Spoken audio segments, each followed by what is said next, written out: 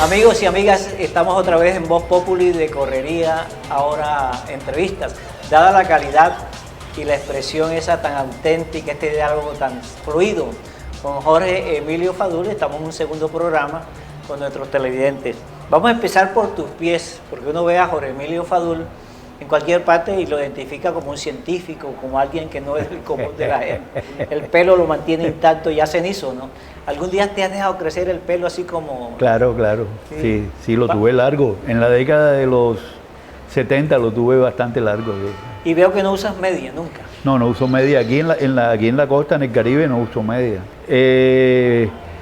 No sé, me gusta usar los zapatos sin media. Parece que Julio Iglesias también hace lo mismo, ¿no?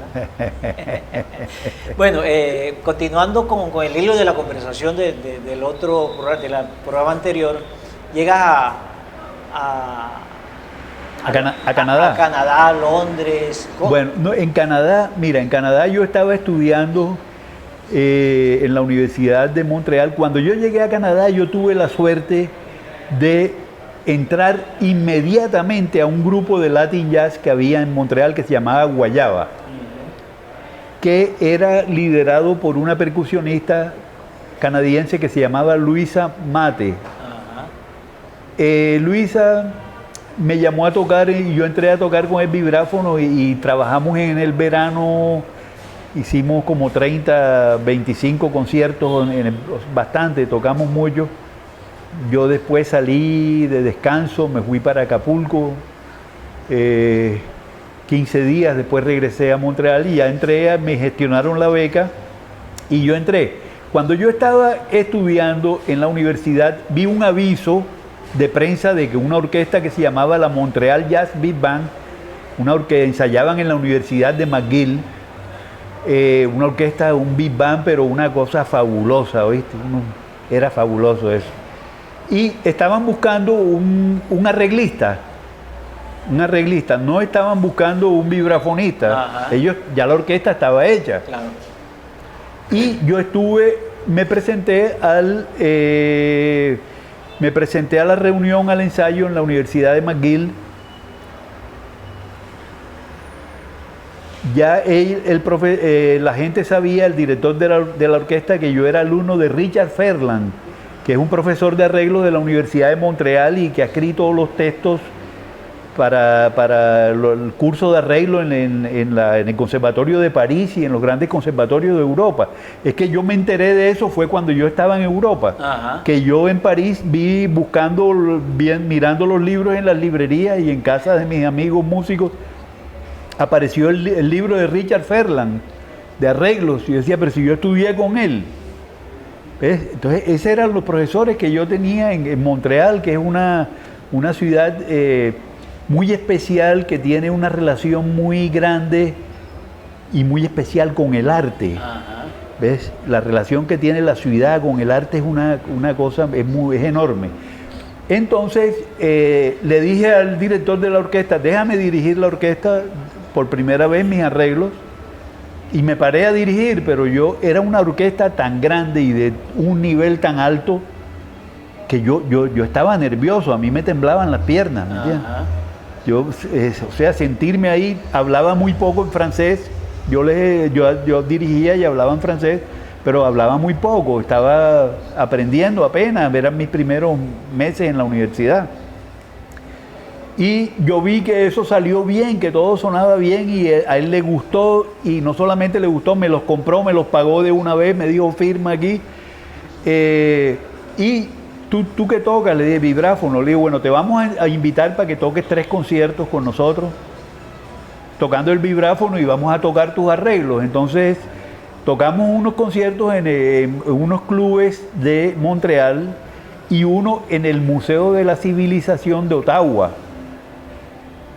Llegamos allá en invierno, entonces Ottawa es una ciudad que es subterránea, por debajo hay edificios y por debajo están los centros comerciales en túneles, o sea, por debajo de la tierra, entonces todo es por debajo de la tierra y por encima lógicamente también, pero generalmente por la cuestión del invierno. Entonces en el Museo de la Civilización tocamos ese concierto y ya yo me sentía me sentía que estaba haciendo cosas buenas, que estaba aprendiendo, sobre todo que había aprendido mucho con el Señor. ¿Y eso se sabía en Sincelejo o no se sabía? No se existía sabía. el Twitter ni nada. No había internet, ni se sabía, ni... no. ¿No se te ocurrió quedarte por allá nunca? Yo me quedé 3 años en Montreal. Después, cuando 3 años, vi que la ciudad me gustaba mucho, pero era muy fría, o sea, era muy invierno desde octubre hasta mayo, más largo que en Estados Unidos, y era un frío tremendo. Entonces yo me regresé para acá y me quedé en Barranquilla. Totalmente diferente. Era otro mundo, otra cosa. Pero yo me sentía bien en Barranquilla, y aquí otra vez me sentía muy bien porque yo quería el Caribe otra vez. Llevaba 3 años aguantando frío, porque no es vivir en Montreal, no es vivir en una nevera como en Bogotá. Allá vives en un congelador, es otra cosa, ¿entiendes? Ajá. ¿Ves? Entonces yo viviendo en esa ciudad, yo quería otra vez el Caribe, quería ver el verdor, quería ver la gente, Bueno, me vine acá, después de estar acá, estuve 10 años trabajando en Barranquilla, hice mi grupo de Latin Jazz también. Luego me fui para Europa y estuve 5 años viviendo en Europa. Bueno, vamos a hacer otra pausa en esta entrevista con Jorge Emilio Fadul y ya regresamos.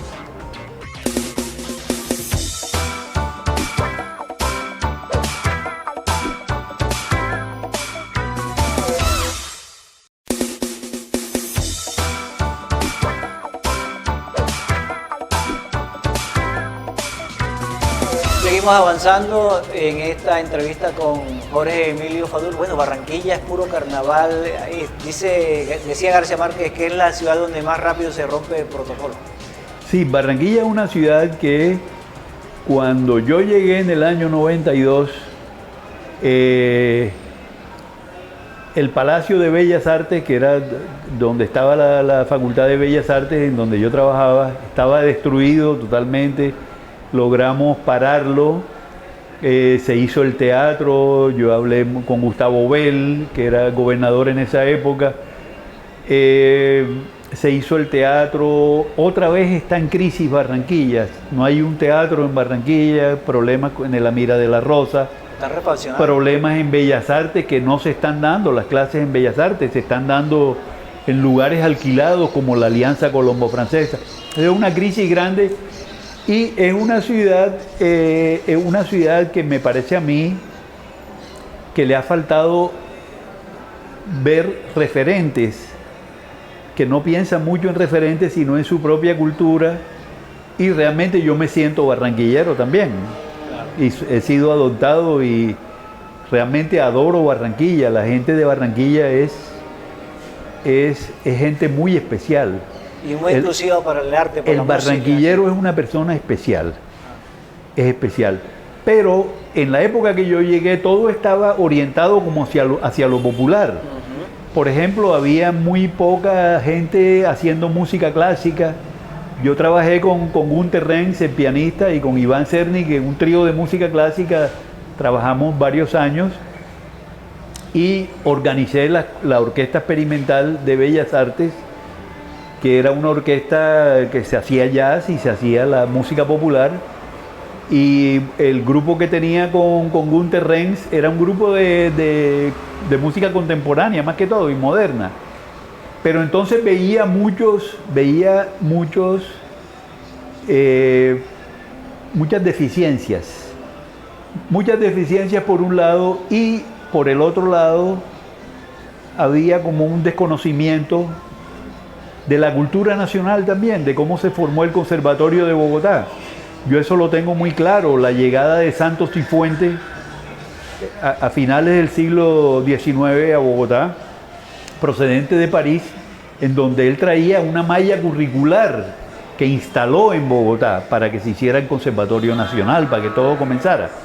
Entonces, eso en Barranquilla no pasaba, yo no veía claridad. Mucha influencia del carnaval, me imagino yo. El carnaval permanece todo el año. Claro, influencia del carnaval, y el carnaval son 4 días. Carnaval son 4 días, el carnaval no es todo el año. Entonces en Barranquilla había un poco de informalidad en ese aspecto, aunque la belleza de la gente y todo es una cosa natural, es una alegría natural, pero que no sé hasta qué punto sea eso bueno para el desarrollo artístico de la ciudad. Por ejemplo, hay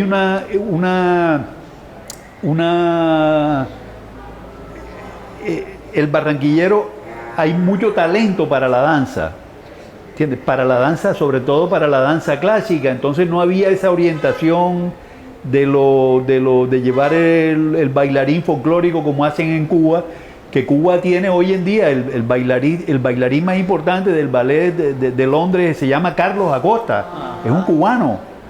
Entonces no había esa orientación, no había esa claridad de que las escuelas necesitaban unos programas y que esos programas había que traerlos de otros lugares, ¿me entiendes? Y mezclarlos con lo de acá. Pero tú no puedes enseñar el ballet sin tener unos referentes. Por ejemplo, si tú eres de aquí de Sincelejo, ¿cómo vas a instalar una escuela de ballet tú sin tener referentes de Alicia Alonso en Cuba, de los españoles, de los franceses? Tienes que tener un referente. Entonces había esa deficiencia, lo mismo que en los programas de cine. No había un programa de dirección de cine, de producción de cine, no lo había. Era esa época, eran los años 92, 93. Todo ha ido cambiando, pero creo que es muy importante tener los referentes, tener referentes claros y conocer la historia de cómo se forman los programas en las universidades, de cómo se hace una carrera. La cuestión curricular es muy importante para el desarrollo mismo de la ciudad, porque, por ejemplo, en el caso de la música, son las escuelas y los conservatorios los que surten las orquestas de música clásica. Si el conservatorio y si la universidad tiene programas de interpretación, por ejemplo, que son 5 años, piano 10 años, trompeta 7 años, si están claros esos programas, ese programa va a surtir las orquestas. Claro. El músico que sale de ahí hace parte de las orquestas y va a ser parte del movimiento de la ciudad. Bueno, hacemos otra pausa en esta conversación con Jorge Emilio Fadul y ya regresamos.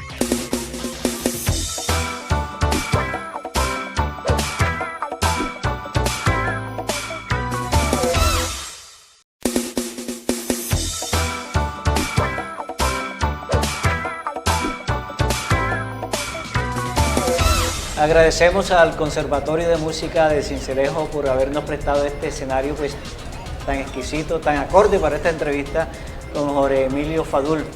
Extenso y nutrido tu conversación. Se nos quedan muchas cosas.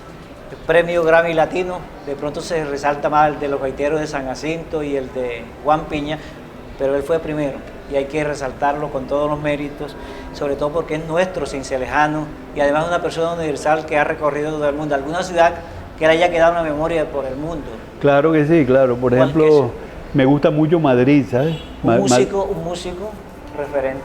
Los músicos colombianos, a mí me gusta mucho Justo Almario, me gusta mucho Francisco Zumagué, me gusta mucho Antonio Arnedo, me gusta mucho Tico Arnedo, su hermano, me gusta mucho Eddie Martínez, me gusta en Estados Unidos, me gusta mucho Abraham Laboriel. En la actualidad yo estoy haciendo una nueva producción musical con Sally Station, que es cantante, y es con mi big band, con mi orquesta, y estamos haciendo unas fusiones de cumbia con jazz. Ya grabamos en Los Ángeles unos temas con Abraham Laboriel, con Justo Almario, y el resto lo estamos haciendo en Bogotá con músicos cubanos y músicos nacionales, y estamos grabando desde mayo. Y espero espero que terminemos a finales de este año, si se puede, si no, continuamos el próximo año, no sé. No hay prisa, pero sería bueno tenerlo ahora a final No, porque es una producción propia. Es una mega producción, porque es una orquesta grande, una orquesta de 25 músicos. y toma su tiempo. Toma su tiempo. Como las grandes cosas. Bueno, tu presencia en Sincelejo, vienes a dictar unos talleres. Esto lo propuso alguna vez Francisco Zuma, que empezó como a actualizar a los músicos, pero lamentablemente no se pudo continuar. ¿Es algo parecido a lo que usted está haciendo en Sincelejo? Bueno, yo tengo un contacto muy estrecho con Zoraida y con Esteban, que son los dueños del conservatorio, y les propuse hacer unos talleres, pero de una manera sencilla, hacer un taller primero de interpretación, de reunir a los estudiantes, de tocar en un big band. Ese es un taller que vamos a hacer mañana, estoy aquí en Sincelejo para eso. Y otro taller de la historia de la percusión, de la importancia de la percusión en la orquesta, dirigido a los percusionistas. Y otro taller que es relacionado con las metodologías, el acercamiento a las metodologías del arte de la percusión. Entonces, son tres cosas diferentes y que espero continuar, que podamos continuar el próximo año también y seguir. Yo estoy muy pendiente en este momento del Conservatorio de Sincelejo y sobre todo de la cuestión bibliográfica, que estoy mandando mucha bibliografía, esa bibliografía que están trabajando en Europa, que están trabajando en Bogotá, la estoy mandando vía internet, para que los estudiantes consulten, y estoy tratando de tener un acercamiento a ellos porque es mi tierra y realmente quiero comunicarles mi experiencia, quiero decirles de que si van a ser músicos hay que estudiar 5 horas diarias el instrumento. Claro. Si quieren ser músicos hay que tocar 5 horas mínimo diario todos los días, que hay que estudiar, que la música no es fácil, pero que hay que aprovechar el talento. Porque una cosa es el talento y otra cosa es la disciplina. La disciplina y hacerse uno un intérprete, por ejemplo, o compositor o arreglista. Entonces estoy tratando de hacer ese acercamiento con los estudiantes y de vincularme más al medio, a mi pueblo, a mi ciudad que tanto quiero. ¿Crees que la música colombiana ha evolucionado o se estancó? En este momento tenemos muchos músicos internacionales, pero algunos dicen que la música de los 50, 60 fue mejor. Mira, yo no diría que yo pienso que no se ha estancado, que los compositores siguen componiendo y los arreglistas siguen arreglando y los improvisadores improvisando, pero no es fácil y yo creo que antes las cosas fueron mejores. Por ejemplo, en la década de los 80, en Bogotá, por ejemplo, había más lugares, más auditorios, había un movimiento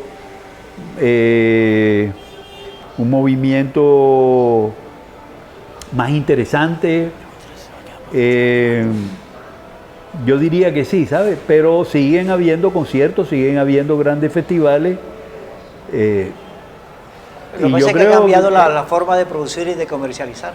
La música cambiaron los 4 pasos que hacían las casas disqueras, ya no las hacen. Bueno, con la llegada del CD, tú sabes que la cuestión del mercado de los discos, eso entró en crisis, ¿no? Eso por un lado.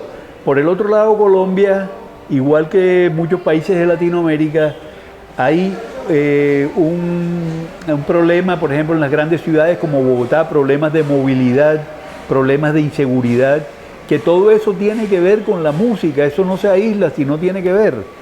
La gente a veces no quiere ir a los conciertos de noche por la cuestión de la inseguridad, no quieren salir, no quieren ir al teatro.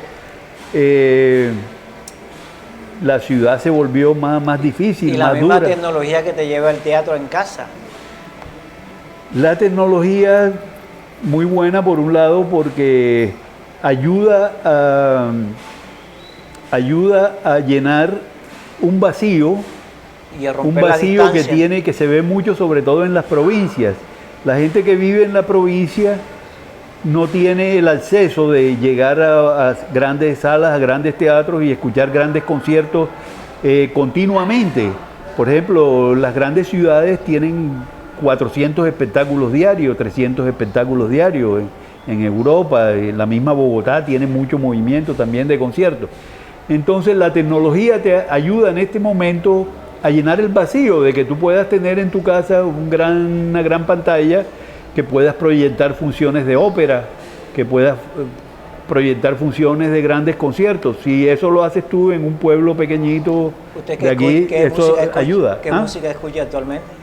Yo escucho lo que siempre, la música que siempre he escuchado, pero yo siempre estoy abierto a lo que está pasando, a las nuevas tendencias, a los nuevos sistemas de composición. Viene al me gusta lo clásico y me gusta la música contemporánea y sobre todo el jazz también me encanta. Hermosísimo. Claro. ¿Viene al encuentro de bandas este año? Claro, sí, voy a tratar de venir. ¿Usted fue homenajeado? Me han invitado, pero no he podido venir. Pero sí, creo que sí. Recibió la llave de Cartagena y el premio Mariscal Sucre, el gran caballero. Sí, me han... ¿Qué le queda por hacer? ¿Se vendría a vivir usted así? También recibí una condecoración del Senado de la República en noviembre en Barranquilla, claro, junto con 15 artistas barranquilleros notables del teatro, de la música, de las artes plásticas y de la danza. Los caribes hacemos una construcción en material bien grande, bien bonita, con unos muebles en los que nadie se sienta, pero hacemos un ranchito para meternos en el ranchito. ¿Usted se vendría a vivir a ese ranchito acá en la sabana o piensa quedarse por Barranquilla, por Bogotá? Mira, yo me adapto a todo, ¿me entiendes? Yo me adapto a todo. Yo he estado también en la selva, yo he estado en la selva del Chocó y he visto esos contrastes. Generalmente cuando uno está más joven, ¿entiendes? Uno tiene 25 o 30 años, uno se mete en todas partes, pero me ha tocado hacer unos viajes, por ejemplo, ir a Tamalameque, llegar a Valledupar, de coger una carretera por Bosconia, una trocha de 200 kilómetros para llegar a Tamalameque, por El Burro, una ciudad, pueblo que se llama El Burro, y entonces a veces pienso a estas alturas, porque a veces uno con pequeños problemas de salud, a veces tú no te puedes meter de pronto en la selva, porque si te da algo, yo decía, por ejemplo, en Tamalameque, ¿cómo salgo yo de aquí si a mí me pasa algo? Te puede salir la llorona de Talomán. Te sale la llorona. Bueno, maestro, ha sido interesante. Allá estuvimos allá con Petrona Martínez y con su maquete, sí. Bueno, interesante, muchas gracias por habernos atendido. No, gracias a ti, Alfonso. Y lo esperamos próximamente. Gracias, igualmente, gracias.